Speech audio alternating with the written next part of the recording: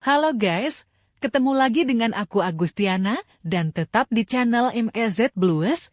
Seperti biasanya aku akan bercerita buat kalian semua tentang kisah percintaan yang tentunya akan membuat kalian ikut terbawa suasana. Pada kesempatan kali ini, aku akan menceritakan kisah cinta tentang perbedaan dua keyakinan. Di sebuah kota kecil yang selalu wangi oleh aroma roti pagi, tinggal seorang perempuan bernama Alia. Ia lembut, penuh tawa, dan dikenal sebagai orang yang selalu datang pertama ketika teman membutuhkan bantuan. Di kota yang sama, di sudut jalan yang dipenuhi pepohonan flamboyan, tinggal seorang pemuda bernama Raka, seorang fotografer yang gemar menangkap warna-warna langit senja. Mereka bertemu untuk pertama kali di sebuah perpustakaan umum. Alia sedang mencari buku sejarah, sementara Raka sibuk memotret sinar matahari yang memantul di jendela kaca tua. Ketika tak sengaja bertabrakan, buku-buku berserakan, dan keduanya tertawa bersama sebelum sempat saling mengenal.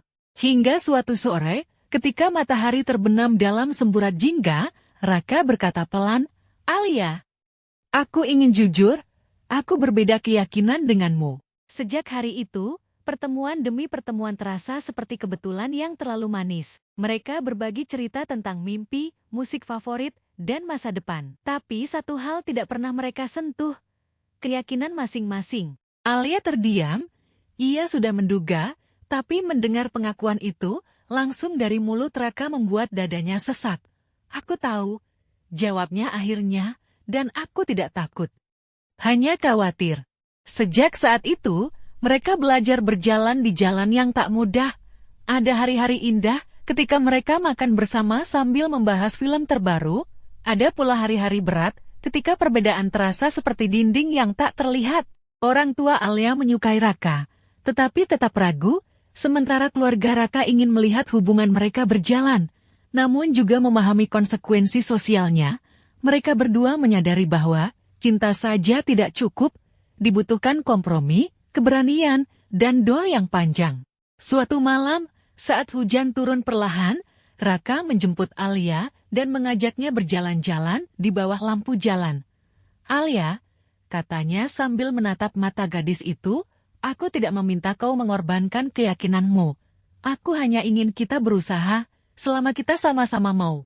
Alia menggenggam tangan Raka, "Aku tidak tahu akhir kisah kita bagaimana, tapi aku ingin terus melangkah bersamamu, setidaknya sampai kita menemukan jawabannya."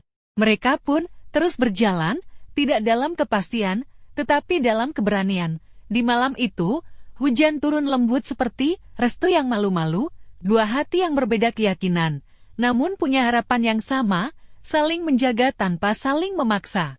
Dan di bawah langit, dengan dua doa yang berbeda, cinta mereka tumbuh pelan, hati-hati, namun tetap hangat. Pertemuan Alia dan Raka selalu terasa seperti hadiah kecil dari semesta. Mereka tertawa bersama tanpa memikirkan apapun, seolah dunia hanya terdiri dari dua orang yang saling mengerti. Namun semakin dalam perasaan itu tumbuh, semakin besar pula bayangan perbedaan yang diam-diam mengikuti mereka. Suatu malam, ketika angin dingin menyusup ke sela-sela jendela, Alia pulang setelah berbicara dengan orang tuanya. Wajahnya pucat, matanya bengkak. Raka menemuinya di taman dekat rumah. "Ayah, kamu kenapa?" tanya Raka, suaranya nyaris bergetar. Alia mencoba tersenyum, namun gagal.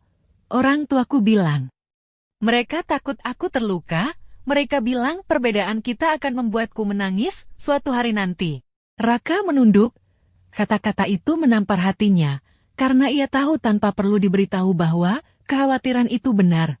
"Kalau aku memang membuatmu terluka," ujar Raka pelan, "mungkin aku harus mundur." Alia menatapnya dengan air mata yang akhirnya jatuh. "Bukan kamu yang menyakiti aku, Rap. Dunia ini yang terkadang terlalu sempit untuk kita." Malam itu mereka pulang tanpa berpegangan tangan. Tidak ada kata putus, tapi perasaan kehilangan sudah menggantung di udara sejak mereka saling membelakangi. Hari-hari berikutnya dipenuhi diam. Raka memotret langit yang tampak lebih pucat dari biasanya. Alia membaca buku tanpa benar-benar memahami isinya.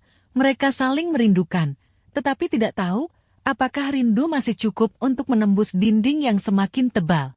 Namun pada suatu senja, ketika warna langit memudar dari emas ke ungu, Alia menerima pesan dari Raka, boleh kita bertemu di perpustakaan tempat pertama kali kita bertabrakan. Alia datang dengan hati yang campur aduk. Di sana, ia menemukan Raka sedang memegang foto-foto langit yang ia potret dari berbagai sudut kota. Di balik setiap foto, ada tulisan kecil. Aku ingin kau tahu, aku tidak ingin menyerah. Setiap hari tanpamu terasa kosong. Perbedaan kita tidak membuat perasaanku berkurang. Jika dunia terlalu sempit untuk kita, mari kita buat ruang yang lebih luas bersama. Alia menangis, tetapi kali ini bukan karena sedih. Raka, kamu yakin? Suaranya bergetar. Yakin, jawabnya tegas. Aku tidak tahu akhir kita bagaimana, tapi aku yakin kita layak berjuang, bukan untuk memaksa saling berubah, tapi untuk tetap bersama tanpa mengorbankan siapa diri kita. Alia tersenyum di antara air mata. Ia memeluk foto-foto itu, seolah memeluk harapan yang selama ini mereka tinggalkan.